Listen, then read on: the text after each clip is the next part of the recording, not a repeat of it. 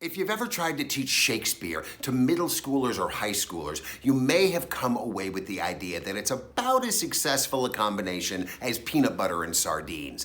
But what if there was a way of approaching Shakespeare that met them on their own playing field, that started off by speaking a language they were more familiar with? Stick with me and let's talk about how.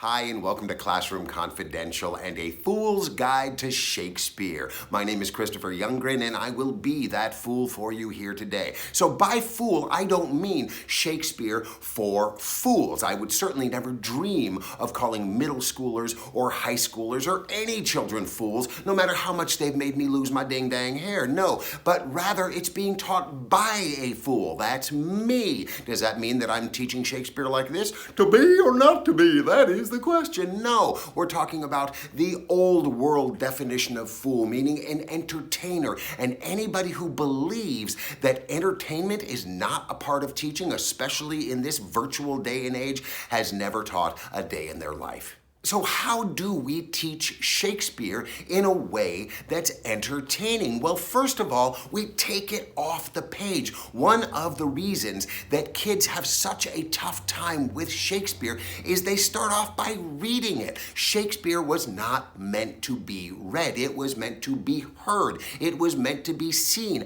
I'm an actor, and I don't want to sit around reading Hamlet in my spare time, for crying out loud. But I would love to see a production, because with the production, we add the sound, we add the action, there's violence, there's death, there's romance. How can you look away? But nobody wants to sit in a classroom and read it out of a book. So as teachers, it is our job to bring Shakespeare to life however we possibly can. So one of the first issues that you have to tackle is the language. And most kids believe that Shakespeare was just fancy schmancy and using big words that really don't apply to them and are too hard to understand. And it doesn't matter if you explain to them that 90% of Shakespeare's audiences were illiterate, and he was actually writing on a level that could be understood by the huddled, unwashed masses,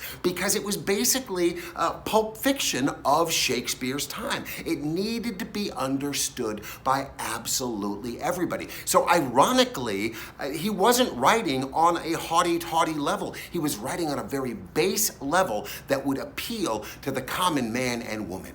But it doesn't matter, because they say the language is too old-fashioned. The language is dusty and hundreds of years old, and it doesn't have anything to do with our lives today. And so to illustrate how close the meaning and the words are to what we're saying today, I like to do a little exercise that I flat out stole from the Hip Hop Shakespeare Company, and I strongly encourage you to look them up online. They do some awesome, amazing work, and there's a terrific TED Talk as well, right here on YouTube. So what I do is I say, we're gonna have a vote.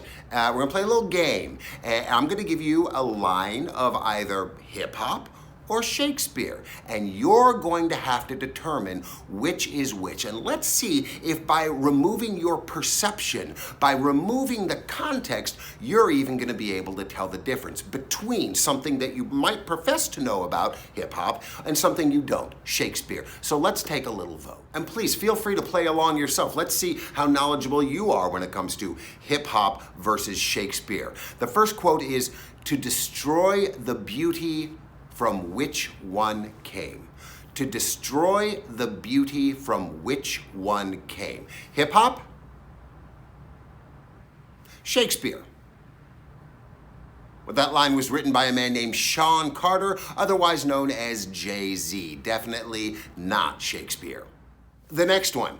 Maybe it's hate I spew, maybe it's food for the spirit. Maybe it's hate I spew, maybe it's food for the spirit. Hip hop?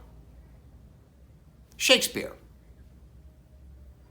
That line was written by a man named Marshall Mathers, otherwise known as Eminem. And for those of you keeping score at home, Eminem, definitely not Shakespeare. And the next one. I was not born under a rhyming planet. I was not born under a rhyming planet.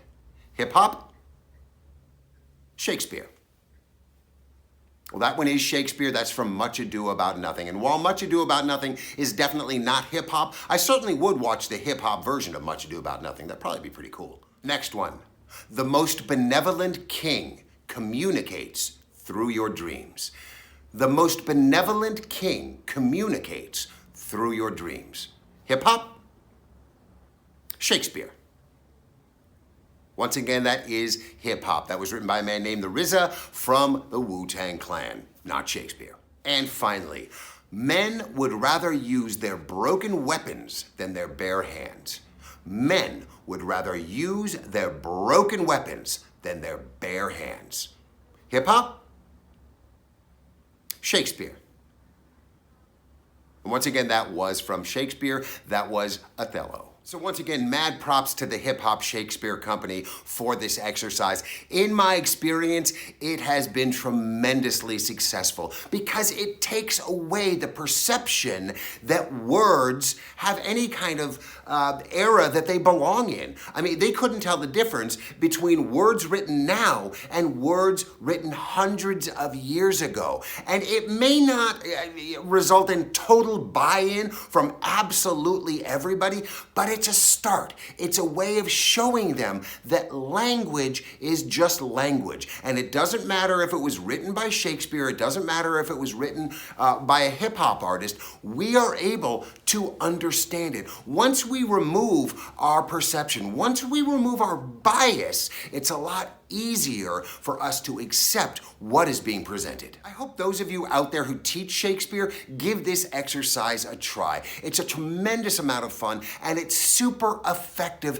in introducing Shakespeare to people who may be reticent when it comes to Shakespeare, especially if they don't even understand where their reticence comes from. And hey, add to it. Put in your own lines of hip hop. Put in your own lines of Shakespeare. Sky's the limit on where you take this. Make it your own. I would love to hear the changes that you make or the things that you add. So look, this may not win everybody over on day one, but it's a start. It's a way of gradually easing into Shakespeare in a non-threatening way that I think everybody can appreciate regardless of the age range. And you got to start somewhere. And so why not start with this? Hey, I hope you got value out of this video today. If you did, do me a favor, smash that like button for me and stay tuned. This is just the first in what's going to be an ongoing series of A Fool's Guide to Shakespeare. I got lots more to come. So subscribe to my channel, hit that notification bell, and you'll be alerted every time I release a new video. Thanks for joining me today. Be well out there, stay safe, take care of yourselves, and take care of someone else. We'll talk to you soon. Bye-bye.